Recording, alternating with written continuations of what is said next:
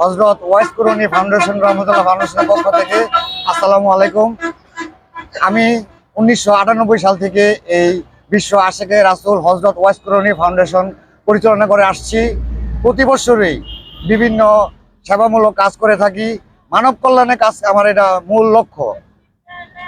বিভিন্ন ধর্মীয় মূলক কাজও করে থাকি এবং প্রতি বছর রোজার ঈদ আসলে বিভিন্ন অসহায় দুস্থ গরিবের সহজার্থে কিছু ঈদ সামগ্রী ও ইফতার সামগ্রী খাদ্য বিতরণ করে থাকি। এজন্য সবাই আমাকে দোয়া করবেন এবং আমার এই পদচারণায় উৎসাহী হয়ে বিভিন্ন বিত্তবানরা যাতে আরো এগিয়ে আসে, যার যার সামর্থ্য আছে তার পক্ষ থেকে যাতে গরিব অসহায়দের মাঝে কিছু হলেও বিতরণ করে এই পবিত্র মাহে রমজান ঈদ উপলক্ষে। এই বলে আমার বক্তব্য শেষ করলাম। আজকে এই ইফতার সামগ্রী বিতরণ হচ্ছে জনাব জহিরুল ইসলাম বিদ্যুৎ সাহেবের উদ্যোগে। উনি একজন গুণী অলি ওয়াসকরণী সাহেবের আশেক। ওয়াসকরণী সাহেবের নামের উপর ওনার একটা ফাউন্ডেশন আছে। সেই ফাউন্ডেশনের পক্ষ থেকে উনি প্রতি বছর এই গরিব অসহায় মানুষদেরকে ইফতার সামগ্রী বিতরণ করে রাখে থাকেন। আজকেও তারা ধারাবাহিকতায় ইফতার সামগ্রী বিতরণ করা হচ্ছে। এই জহিরুল ইসলাম বিদ্যুৎ একজন ব্যবসায়ী, পাশাপাশি উনি সাংবাদিক, সমাজকর্মী, মানবাধিকার কর্মী। উনি আধ্যাত্মিক লাইনেও একজন ভালো ব্যক্তি, অনেক কিছু জানেন, নবীর আশেক এবং প্রেমিক। সেই হিসাবে উনি মারফতি লাইনেও অনেক বিজ্ঞ লোক এবং জনগণের সেবায়, মানব সেবার উপর কোনো সাধনা নাই। তাই উনি মানবতার সেবায় প্রতি বছর এই সহায়তাগুলো গরিব মানুষকে করে থাকেন। আমরা এতে খুবই আনন্দিত এবং ভবিষ্যতে আমরা সবাই ওনার পাশে থাকবো এবং ওনার এই কাজে সহযোগিতা করবো ইনশাল্লাহ। বিসমিল্লাহির রহমানির রহিম। সকলকে পবিত্র মাহে রমজানের শুভেচ্ছা। আজকে জহিরুল হক বিদ্যুৎ যে উদ্যোগটা নিয়ে সবসময় এই কাজটা করে যাচ্ছে, হযরত ওয়াইস করণী ফাউন্ডেশন, যে আধ্যাত্মিক পুরুষের কারণে ইসলাম প্রসারিত হয়েছে এবং অত্যন্ত শ্রদ্ধেয় হযরত ওয়াইস করণী ফাউন্ডেশন, ওয়াইস করণী রাদিয়াল্লাহু তাআলা, তাকে কেন্দ্র করে তার নামে এই সংগঠনটি বহু বছর যাবৎ পরিচালিত হয়ে আসছে। ইতিপূর্ব এ ধরনের ঈদ সামগ্রী দেওয়া হয়েছে, কিন্তু যেহেতু ব্যক্তিগতভাবে বিদ্যুৎ এটা করে আসছে, সেহেতু হয়তো তেমন একটা প্রচারের মধ্যে ছিল না। আপনারা খেয়াল করবেন আজকে অনুষ্ঠান বিতরণী, কিন্তু পিছনে কোনো ব্যানার নাই। এটি প্রমাণ করে আসলে ব্যানার সর্বস্ব সংগঠন আমাদের দরকার নেই। আমাদের দরকার আত্মমানবতার সেবা করা। আমাদের দরকার যে আমরা মুসলমান হিসাবে আরেকজন মুসলমানের প্রতি ইসলামের যে ভ্রাতৃত্ব বন্ধন, সে বন্ধনকে আমরা আষ্টে পৃষ্ঠে জড়িয়ে ধরব। এবং আজকের এই বিতরণ, এই ঈদ সামগ্রী বিতরণ দেখে যদি একটা মানুষের ভিতরে এটার বিষয় এইভাবে আসে যে আমিও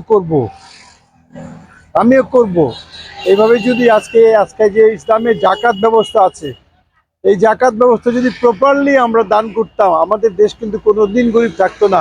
আর আমাদের ঘরে ঘরে গরিব মানুষ পাওয়া যেত না, সবাই বিত্তবান থাকতো, সবাই সচ্ছল থাকতো।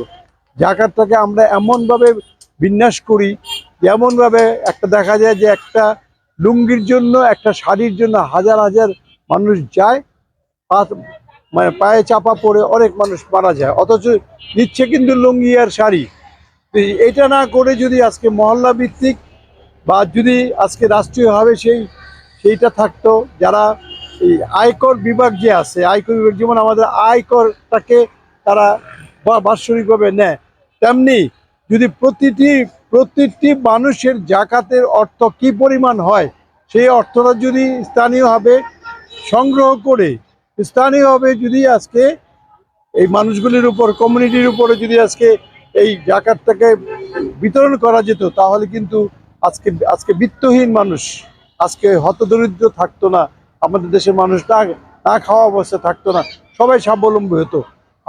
আমার বিশ্বাস এমন একদিন আসবে যে আমাদের জাকাত আমাদেরকে ধনী বানিয়ে দেবে। আমাদের এই জাকাতটাকে আমরা সবাই মিলে সুন্দর করে ব্যক্তি পর্যায়ে না দিয়ে আমরা সমষ্টিগত পর্যায়ে দেই, মহল্লা ভিত্তিক দেই।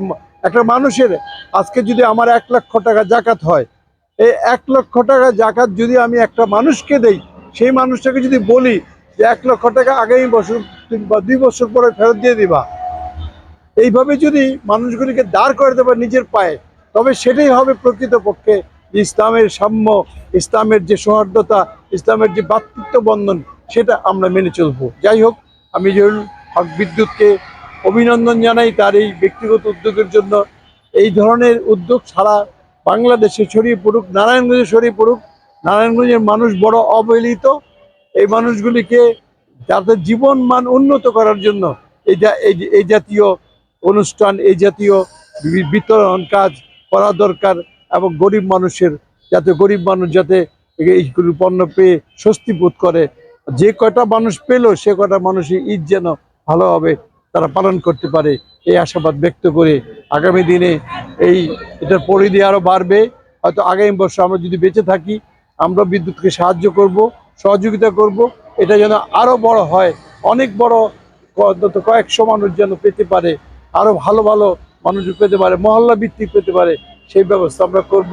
হযরত ওয়াজ করণী একজন মহাসাধক, তাকে স্মরণ করে, তাকে স্মরণ করে এবং তার রাসূল পাক সাল্লাল্লাহু আলাইহি ওয়াসাল্লামের রহমতের গুণে আমাদের এই কার্যক্রমটা আরো বিস্তৃত হোক, এই আকাঙ্ক্ষা ব্যক্ত করে আমি আমার বক্তব্য শেষ করছি। আল্লাহ হাফেজ।